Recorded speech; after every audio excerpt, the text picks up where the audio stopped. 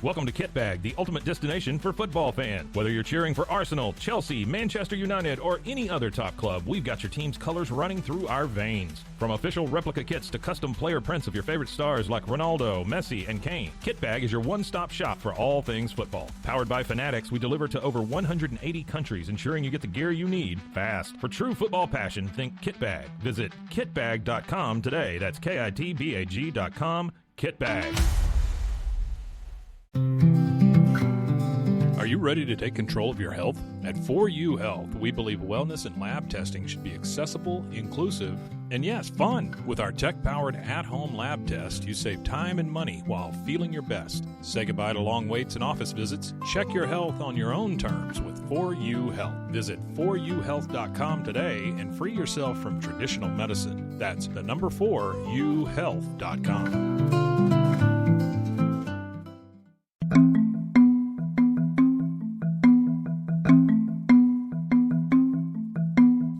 When Jennifer Harris disappeared from Bonham, Texas on May 12, 2002, investigators had very limited information about where she went and why.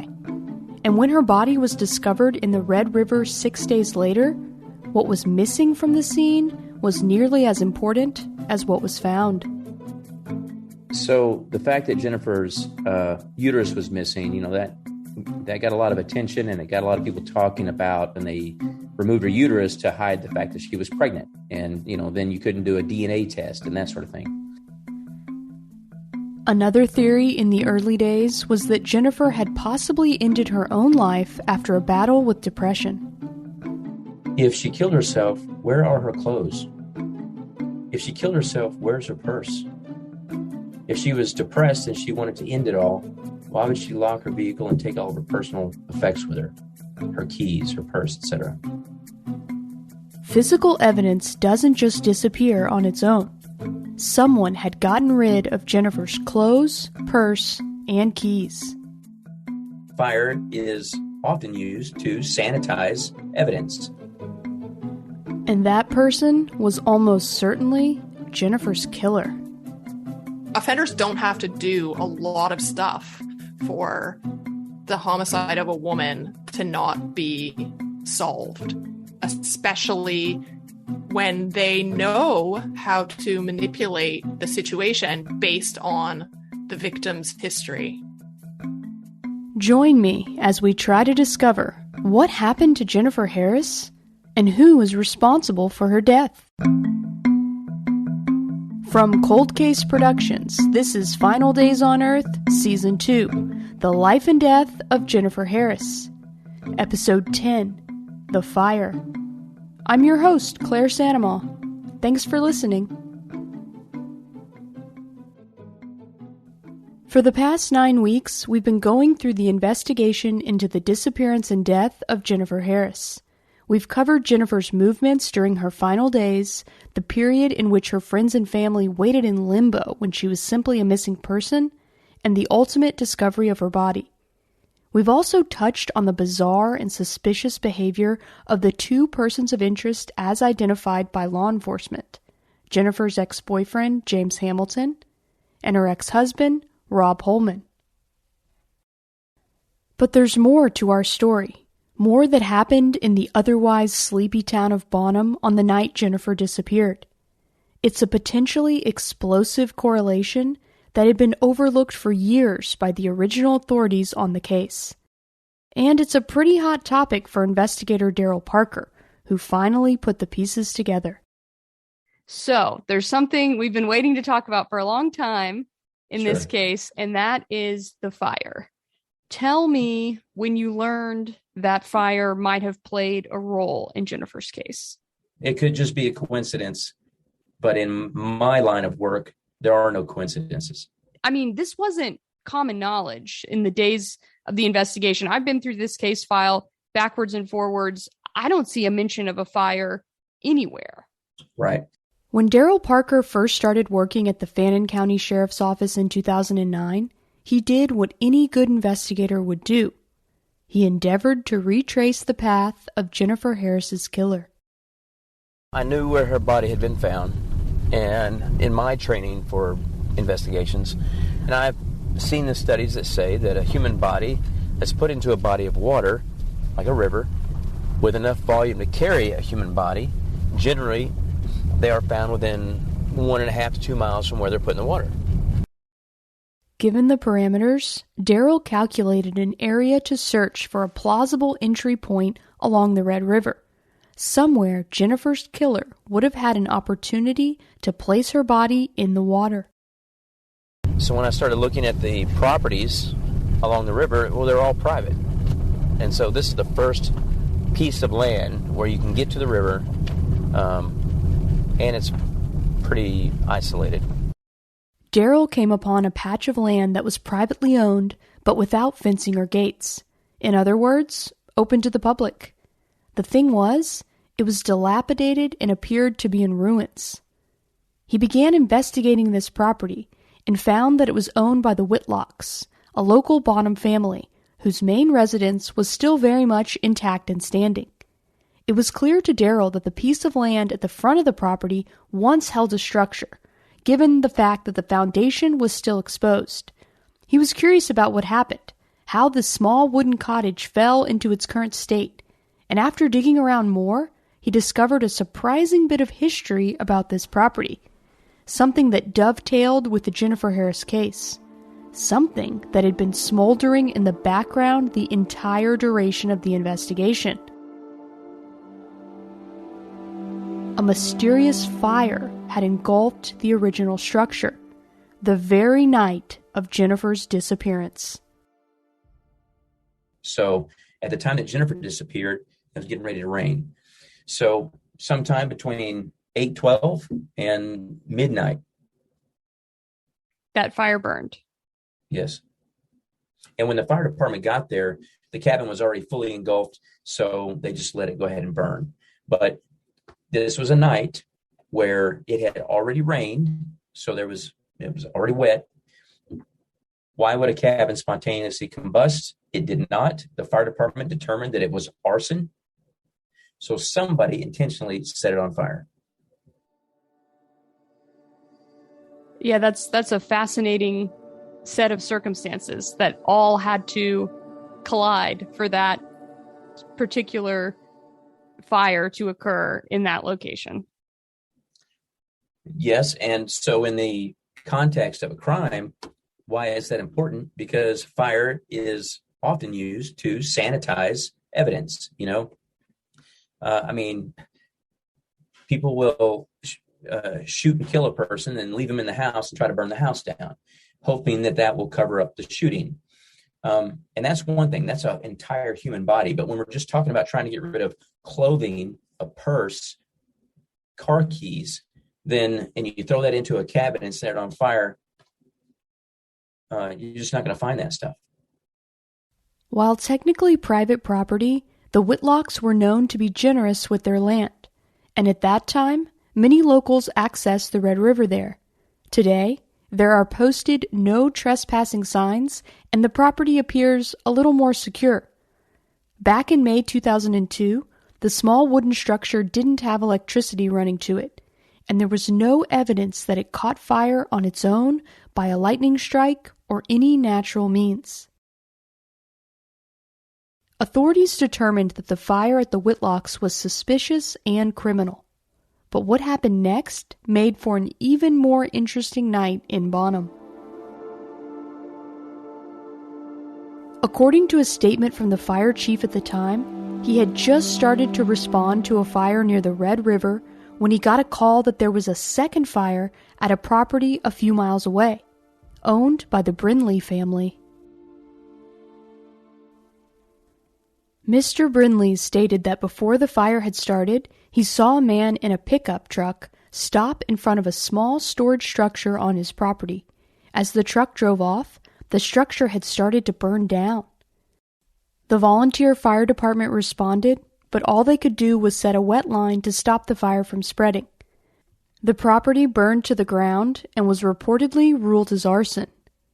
All the while, just a few miles away, the first fire was still burning over on the Whitlock property, just a stone's throw from the Red River.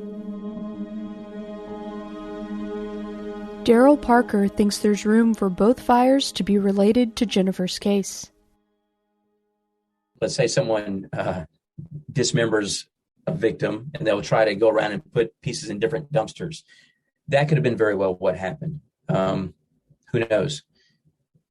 And someone who is arguing, devil's advocate could say, well, you know what? This was just a couple of teenagers and they were going around starting fires. And the cabin didn't have anything at all to do with Jennifer Harris's death. You didn't find anything there, right? Well, yeah, you can say that. But I think the circumstances point to it definitely being used to destroy evidence. The circumstances about this other thing that burned down, I really don't know the details of that, so I can't say. But it may have been a secondary point to get rid of evidence. Maybe the clothes went into the cabin and her purse and her keys went into the other building. And not only is fire a way to cleanse and destroy, fire is bold and distracting, passionate even. I think most of the time, people who use fire to destroy evidence, it is a crime of passion or an unplanned situation. Because if they had planned it, then they would be more discreet about the way they got rid of their evidence. So I think fire typically is more often used when it's an unplanned event.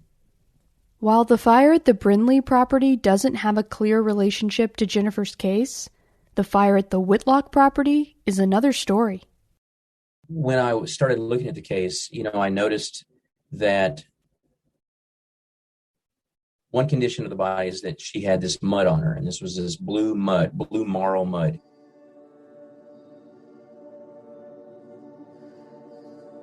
Daryl interviewed Eugene Dollar, the fisherman who found Jennifer's body, and asked him about the blue mud. He told me that there was only 2 places on the Red River where that mud was normally found. And one of them was right there next to the 78 bridge. That also coincides with a piece of private property where it has easy access. There's no fences or gates, that sort of thing. And it has a primitive boat ramp down to the water. What Eugene is describing is consistent with the Whitlock property in Bonham where the fire was set, just a couple miles upriver from where Jennifer's body would later be found. That's the most likely insertion point for Jennifer's body. And then suddenly, by coincidence, the little caretaker's cottage at the front of that property burns down the same night. That is pretty surprising that this fire would have occurred on the exact same night of Jennifer Harris's disappearance at a location where it is conceivable that her body was put into the water because of this specific type of blue mud that was found in just a few points on the Red River and is also found on her body. And not just about the mud. There have been studies done by the FBI about what happens to a human body when you put it into a river with enough volume to carry a human body. Typically, they come to shore. They will rise and come to shore within 1.5 to 2 miles from where they were inserted, which is exactly the right distance to get to that point. So those 2 things are pretty good evidence that she was put into the water there. And the cabin burned down not just the same day, any time during that day, that night, after Jennifer had disappeared. In June 2022, I went out to the scene of the fire with Daryl Parker. All right, this is 1396. This is the last paved road they would have used. Now, I gotta figure out where there's a turnoff. It's a major dirt road. Okay. Turns to the right before we hit 78 again. We had quite a time locating the Whitlock property ourselves. Tell me how someone who's not from around here is going to find this place. So there's the Red River, 78 Bridge. This is County Road 2000. And the Whitlock property. I just saw Whitlock on the mailbox there. Oh, did you? Yeah. Okay. Once we got to the Whitlock property, we hopped out of the car and took a look around.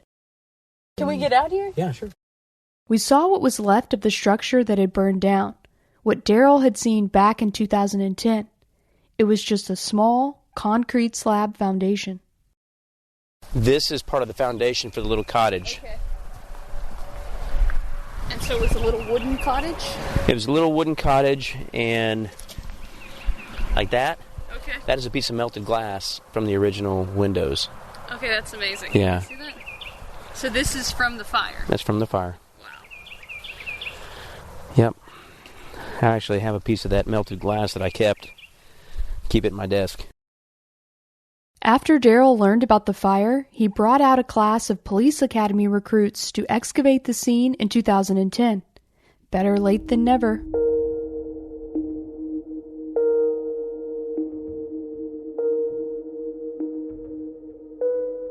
So all of this we were able to sift. We had screens and metal detectors, and we laid out our lines, and we did it in a very organized manner. We found a collar off of a cat. And because Jennifer had a dog, it was a lab. That's right, Patton. No, it's got a vet number on it. Let's go run it with the vet. So we took it to a vet, ran it through the vet, and he was like, no, it's a cat named Smokey or whatever. Okay. So nothing, we didn't find anything in here that was useful. By design or coincidence, the fire that burned on the shores of the Red River on May 12, 2002, had left no trace of evidence in the Jennifer Harris case. Hey, it's Claire Sanema, host of Final Days on Earth. Have you ever signed up for something and then totally forgotten about it? I just learned that 85% of people have at least one paid subscription going unused each month. Thanks to Rocket Money, I can see all my subscriptions in one place and cancel the ones I'm not using anymore. And now, I'm saving money. Rocket Money is a personal finance app that helps you find and cancel your unwanted subscriptions, monitors your spending, and helps lower your bills so you can grow your savings. Cancel your unwanted subscriptions and reach your financial goals faster with Rocket Money. Go to rocketmoney.com/finaldays today. That's rocketmoney.com/finaldays. rocketmoney.com/finaldays. BizChair.com, your one-stop shop for premium commercial furniture that blends quality with affordability. From ergonomic office chairs to durable restaurant seating, we cater to diverse industries including corporate, medical, hospitality, and education. With over 20 years of experience, we offer fast shipping, exceptional customer support, and furniture solutions that stand up to high-traffic environment. Elevate your space with BizChair's vast selection of stylish, reliable, and cost-effective furniture. Visit us today at BizChair.com to transform your business. So this is where I think she was killed, because I don't think he would have driven around with her body in the truck. I don't think he would have done that. I think they came up here. He expected that they would have sex like they had been doing, and they got into an argument about the baby. Maybe they had already had sex. Maybe that's why she was naked. And it turned violent.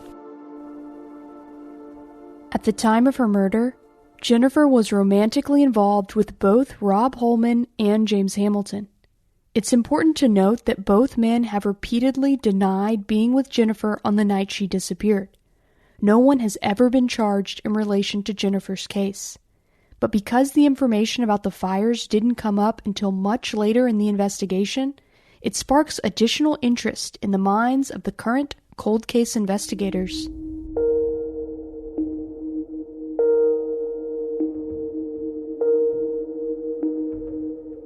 Claire Sanema here, host of Final Days on Earth. Let's talk about your best defense for the unexpected. Are you prepared if the unthinkable happens? If a medical emergency arises, Air Medcare Network provides members with world-class emergency air transport services to the nearest hospital with no out-of-pocket expenses. Join today and never pay a dime for your medical flight when flown by an AMCN provider. Insurance doesn't always cover the full cost of a medical emergency, so this is a great way to secure financial peace of mind. Memberships cost as little as $85 a year for your entire household. And right now, as a listener of my show, you'll get up to a $50 Visa or Amazon gift card with a new membership. Visit airmedcarenetwork.com/final and use offer code FINAL. No matter where you're at the game of life, an Air Medcare Network membership is the protection no one should live without. This is Allison Brett from The Prosecutors, and we are excited to announce our new show, The Prosecutors Legal Briefs. Each week, we'll bring our experience as prosecutors to true crime in the news. Whether it's breaking developments in a case, the intricacies of sentencing, or analysis of what's really going on in cases like the Amber Heard and Johnny Depp defamation trial, we'll have you covered. So if you're looking for the latest in true crime from a different point of view, The Prosecutors Legal Briefs is the show for you. Subscribe wherever you get your podcasts.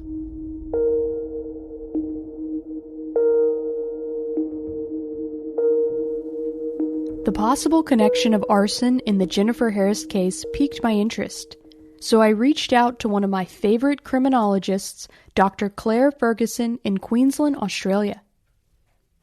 Dr. Ferguson has been studying crime scene staging and detection avoidance behaviors by murderers for over 15 years. She's among the world's foremost experts in this fascinating and emerging field of research.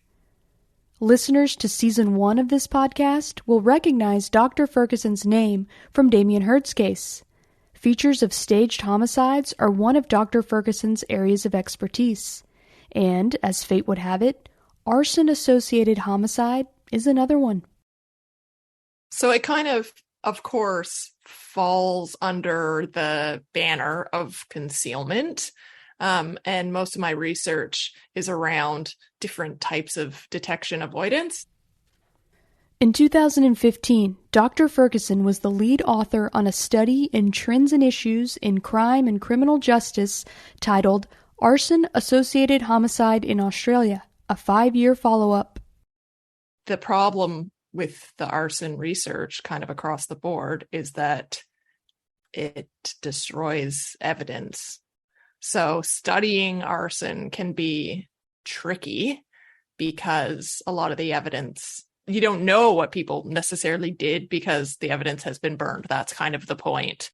Dr. Ferguson broke down the two main categories of her research.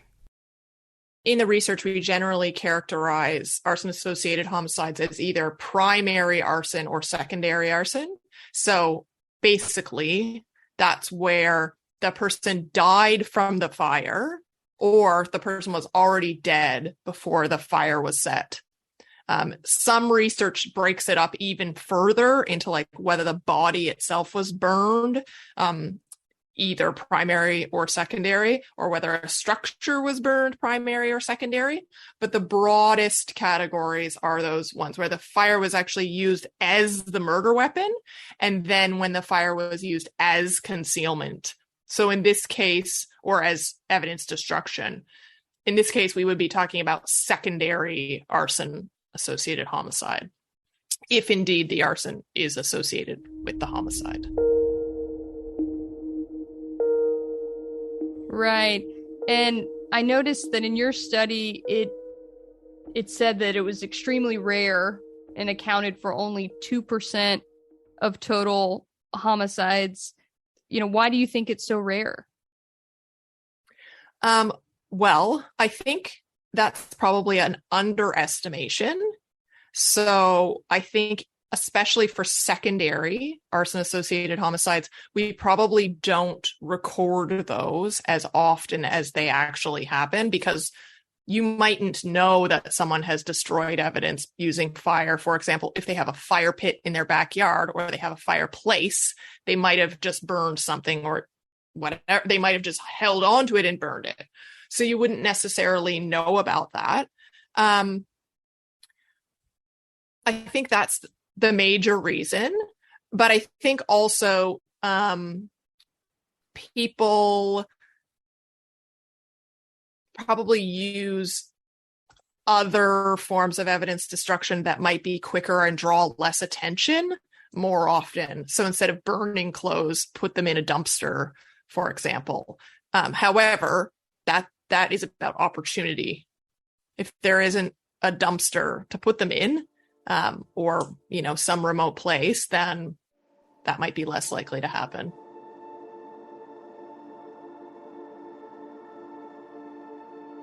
I mean, if we're talking about Jennifer's case and we're going down the theory that, she was killed over by the river, she was thrown in the river, at that point, the killer had her clothes and her purse and had to do something with them. From a criminology standpoint,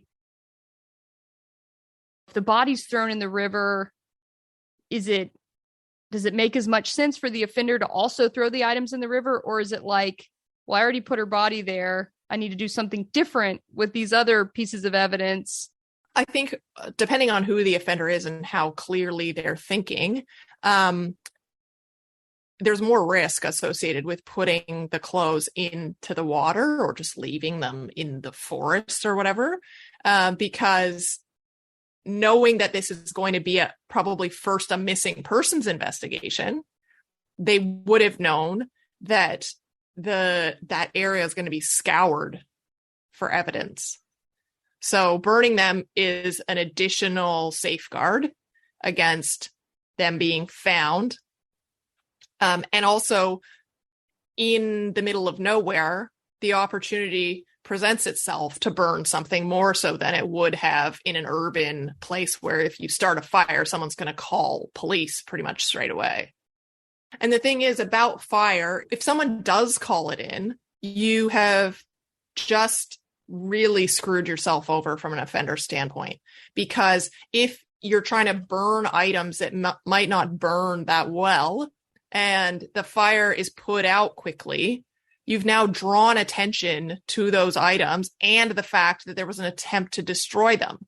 So links between those items and then the dead body that shows up 2 days later nearby are going to be pretty easy to draw. So you have to be careful.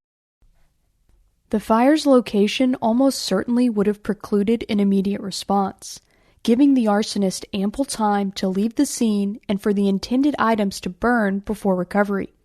The subsequent decision by the fire chief to allow the structure to burn to the ground was unlucky for future investigators. What was left unscorched, however, also caught Dr. Ferguson's attention. Remember Jennifer's abandoned Jeep? It was about 7 miles away from where her body was found, and it was untouched.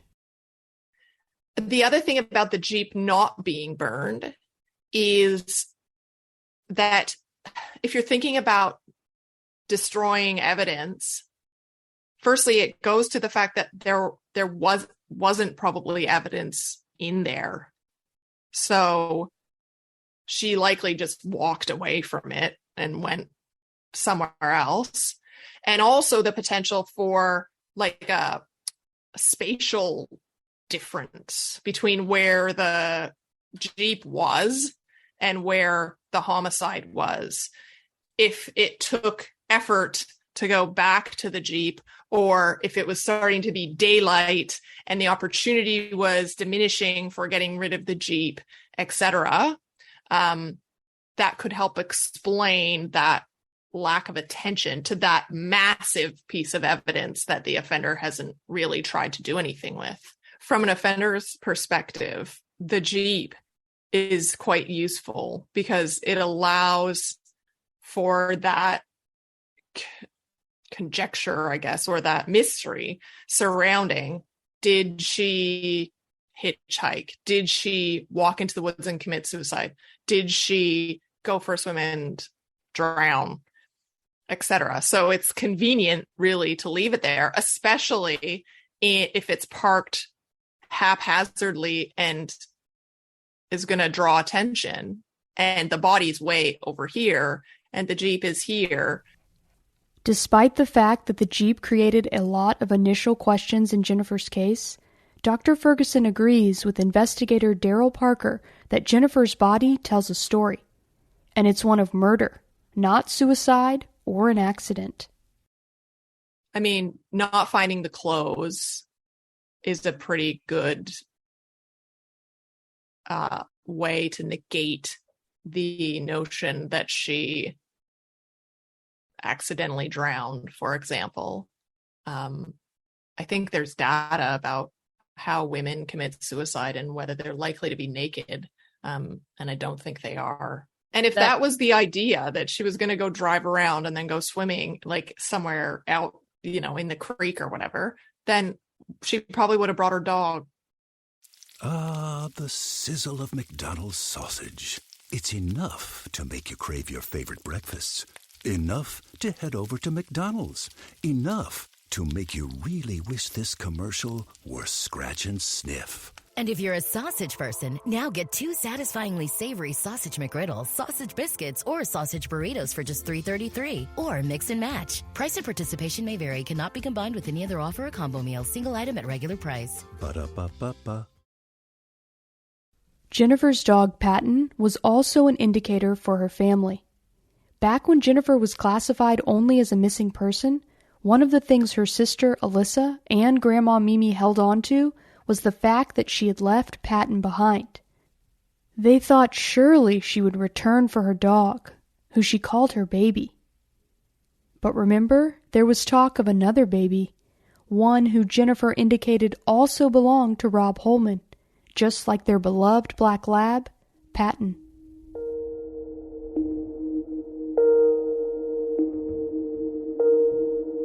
Dr. Ferguson had some compelling details to share about arson and intimacy. I wanted to talk about a couple of the statistics that came up in your study.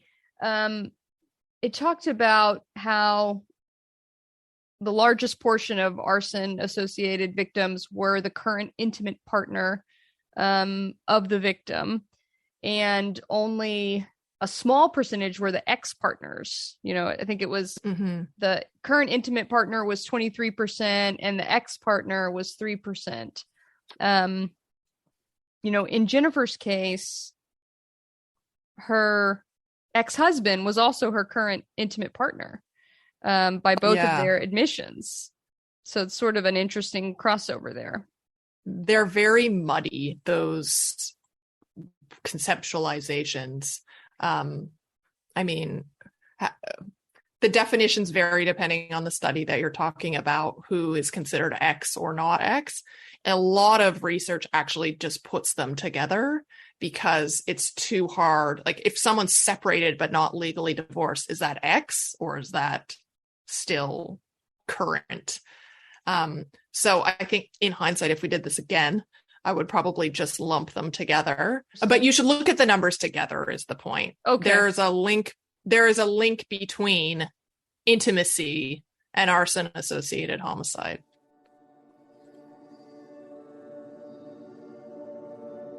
As we all know, Jennifer had 2 intimate relationships around the time of her disappearance.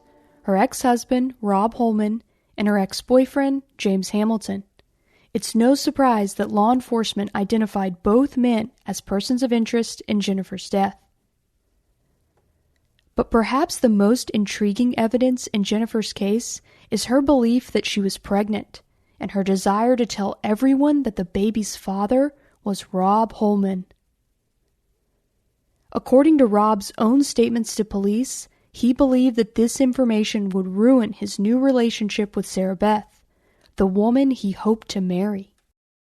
In terms of ruining a new potential relationship or an existing relationship with someone that you want to marry, if that's not a strong motivation, then, what is?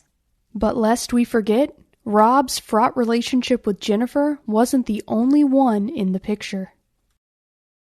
On the other hand, too, if separation is shown in the literature, like from James, as being a major risk factor as well.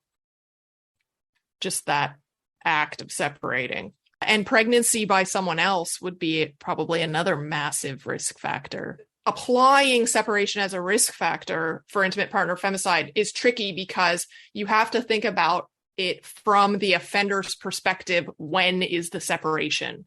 So it might not be when she moves out. It might not be when the divorce is finalized. It might be some little thing that makes him go, okay, she's actually gone now. that's the separation for them. And in a case like this, if he did know about the pregnancy, that could be a trigger as well. Pregnancy to someone else that isn't me.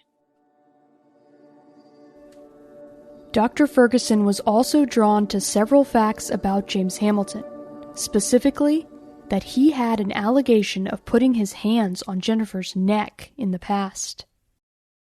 The first one that I have to say about James is I heard that he admitted, or there was some history of strangulation where it was set up something about a rocking chair or something. Yes. A history of strangulation makes the woman 8 times more likely to be murdered by that person.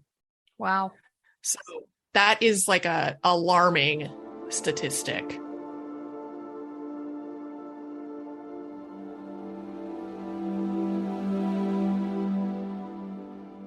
The other thing is that in the concealment literature and what we know about detection avoidance in intimate partner femicides is that offenders are often over the top cooperative.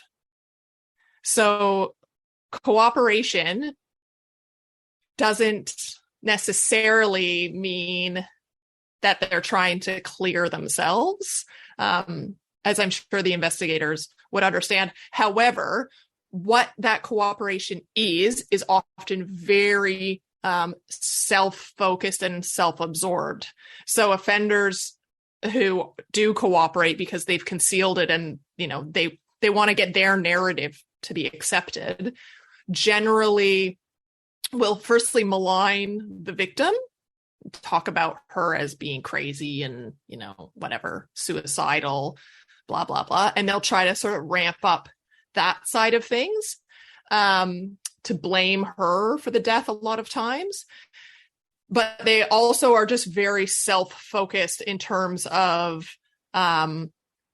pushing their own agenda.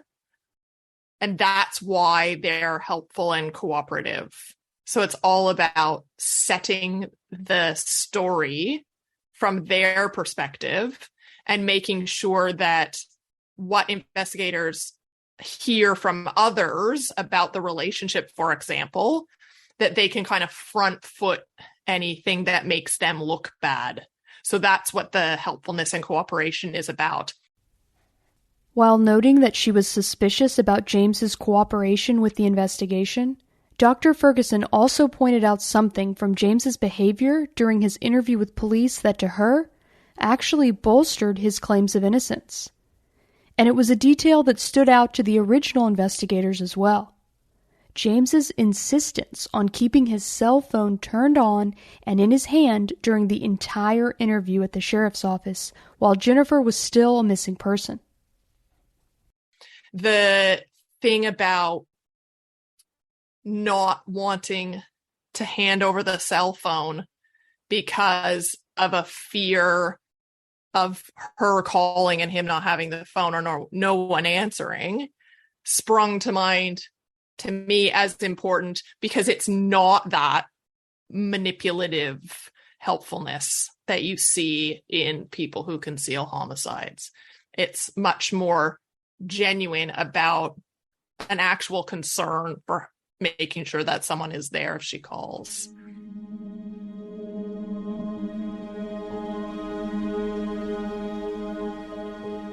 The investigation into Jennifer's murder has taken plenty of twists and turns, including detours for eyewitness statements.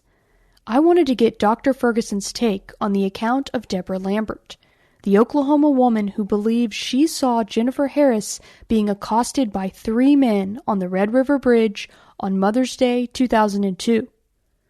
If you recall, Deborah identified Rob Holman from a photo lineup as one of the people she claims she saw on the bridge that day.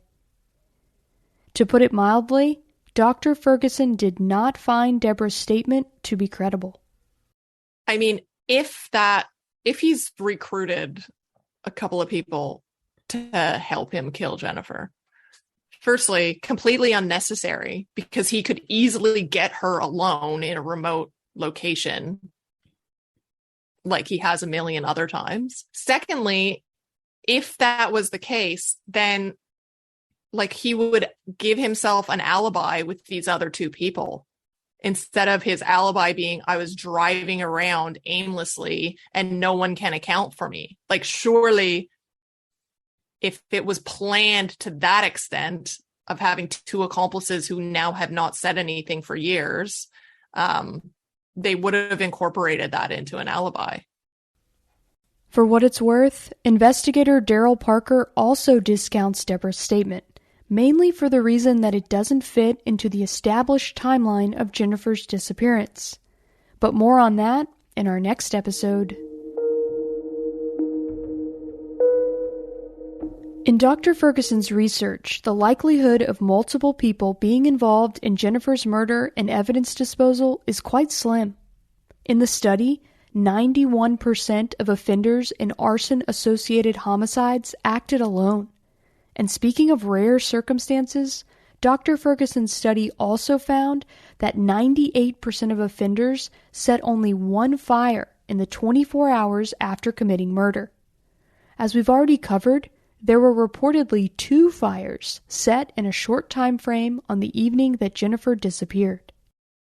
Well, okay, so when you first said that there was 2 fires, my initial gut reaction was, this is going to be teenage boys unrelated. But the fact that they're far apart, and the fact that in the second one, there was a single guy, what looked like a single guy in a pickup truck, makes me think one of 2 things. Either they're unrelated to each other, or that the second one is subterfuge for the first one.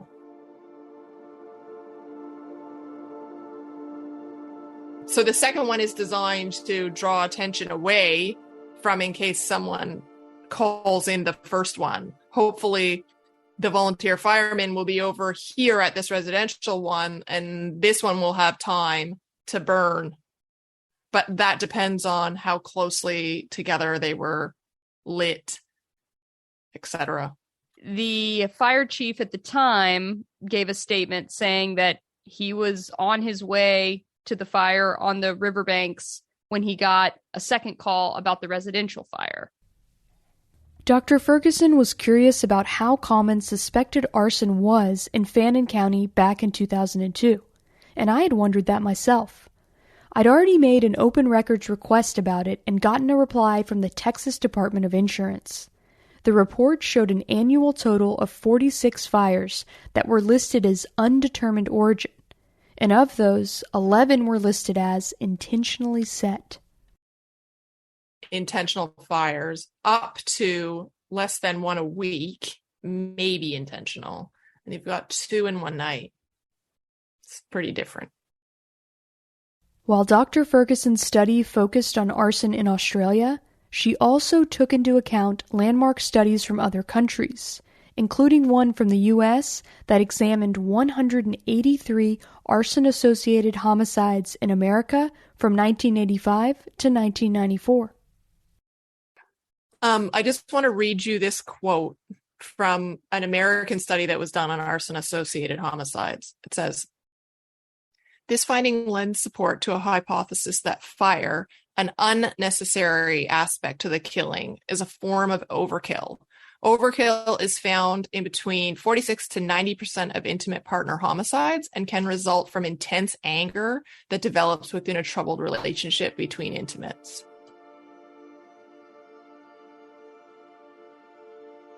The other thing I think that's really important that comes out of the research is the link between arson and solvability. So, like, we know that actually arson works, especially secondary arson, to make crimes more difficult to solve. In primary arson cases, sometimes it can actually work against offenders because you have more resources that are put to investigations because you have like a fire department or fire investigators as well as police. But in secondary arson cases, because of the active destruction of evidence, we know that it actually does reduce the likelihood that the homicide will be solved, and significantly.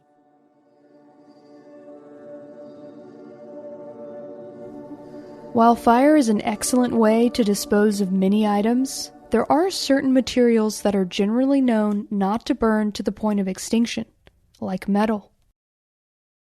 This is like completely baffling. Just a few days after, there was a local Bonham resident who allegedly called the police department and said, I found some Jeep keys out on the side of the road, and I'm going to put them for you on my porch. It would have been great if they would have said, you stay right there, we're coming to you, or drive them up to our department right now. But apparently what happened is there was no real urgency.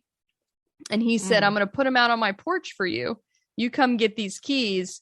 And by the time the sheriff's deputy went out to the porch to retrieve the keys, they were no longer there. And the resident said, like, I don't know what happened to him. I left him here for you. And now they're gone. And you have these mysterious Jeep keys that are consistent with what Jennifer's keys would have been like, that just never make it into law enforcement's hands, as far as we know. And someone would know that. Like, there's no point chucking those in, because firstly, it would be a red flag that this is potentially linked to her, if you can see that the key is a Jeep key. Yeah. Or, it's evidence that can't be destroyed. So we'll get rid of it in a different way by throwing it out the window or whatever. When I visited the scene with Investigator Daryl Parker, he pointed out how close the discovery of the keys was to the fire at the Whitlock property, both in timeline and in geography. Up here on the road,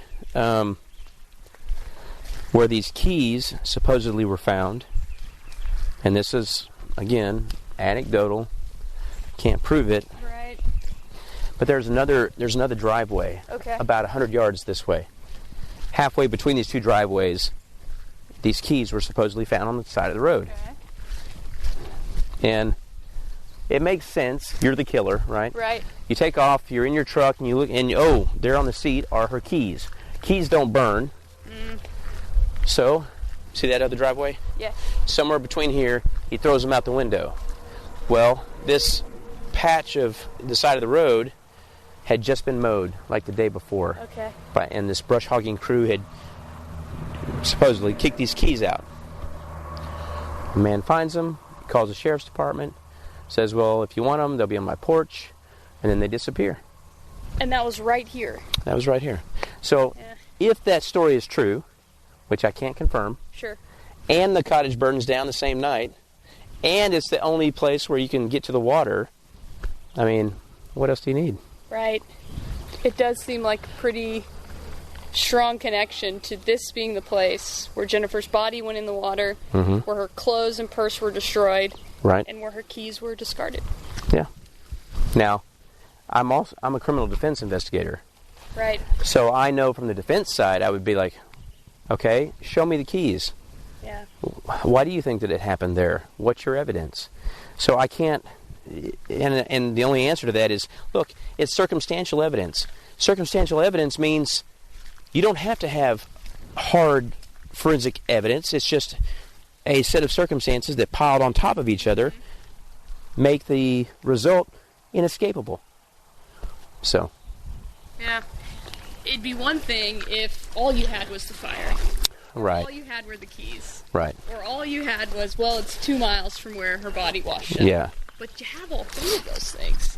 Well, I would say honestly, if we're really getting down to it, the only thing we have is we have a very tight timeline. And he was the last person to see her alive. And she met someone at the hoedown, which is an isolated place. A person who's not familiar with the area wouldn't have been able to find it. And then she disappears.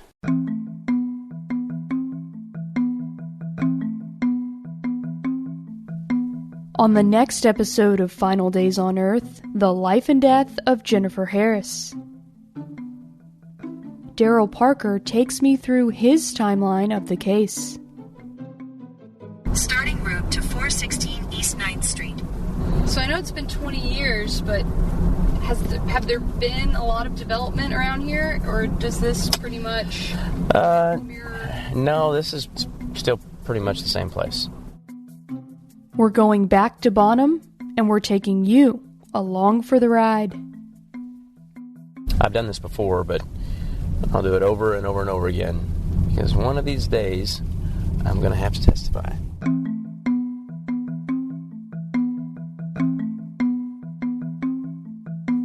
If you have any information about the unsolved murder of Jennifer Harris, contact the Fannin County Sheriff's Department at 903-583-2143. Final Days on Earth is recorded in Dallas, Texas for Cold Case Productions in partnership with Podcast One. This episode was written and reported by me, Claire Sandomal, and Hillary Wadsworth. Audio production by Matthew Mallinger of Podcast One. Original theme music composed and performed by Riley Simmons. Associate producer is April Scales. Field producer is Molly McEwen. Editorial consultant is Lucy Scott of LucyMedia.com. Executive producers are Sharon Richards and me, Claire Sandomal. Special thanks to Alyssa Harris-Warnick, Daryl Parker, and Fannin County Sheriff Mark Johnson for talking to me in this episode. If you enjoy listening to Final Days on Earth, please rate and review on Apple Podcasts, Spotify, Good Pods, and anywhere else you listen to this podcast. Thank you so much for your support.